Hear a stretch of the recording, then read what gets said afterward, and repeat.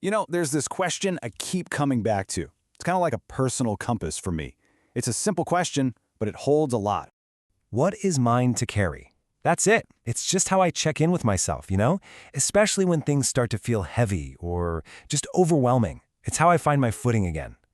And what's interesting is that this question, which feels so personal and immediate to me, actually has roots that go way, way back, almost 2,000 years, to a philosophy that came out of a very different time. Yeah, it comes from a Stoic philosopher named Epictetus. And the fact that his ideas can feel so spot on today just goes to show you how timeless this question really is. See, the thing about Epictetus is he wasn't really focused on all the things we tend to obsess over now. Things like, productivity hacks or climbing the ladder or even self-improvement in the way we think of it.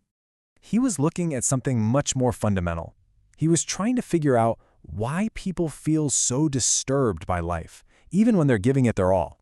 And his diagnosis? It wasn't that people were lazy or undisciplined. It was that they were just plain exhausted from carrying the wrong things.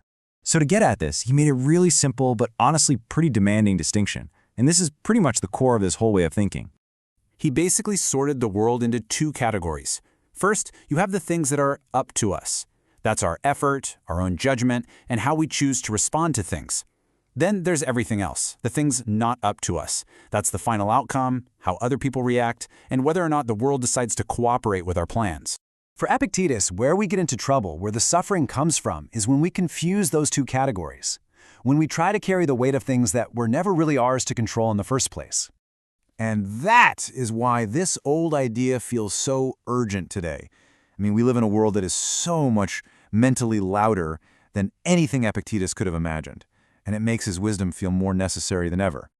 Just think about everything that modern life asks us to manage. Our work, our family, our ambitions, our visibility online. There's this constant stream of feedback coming at us from all sides, this pressure to manage how we're seen. It's just a really heavy load. You look back 100 years, and life was physically harder in so many ways, no doubt. But it was also quieter. Today, for many of us, life is safer, it's more convenient, but the noise inside our own heads can be deafening. There's just so much more to compare ourselves to. And at the heart of it all is this strange paradox. We're constantly encouraged to care deeply about so many things, our jobs, our impact, what's happening in the world. But we're rarely taught how to do that without also trying to control it all. How to really invest ourselves without getting crushed when things don't go our way. This is why I've come to see this whole Stoic idea less as some kind of rigid rule for how to live, and much more as a practical tool. Really, it's a tool for sorting things out. And this part is absolutely crucial.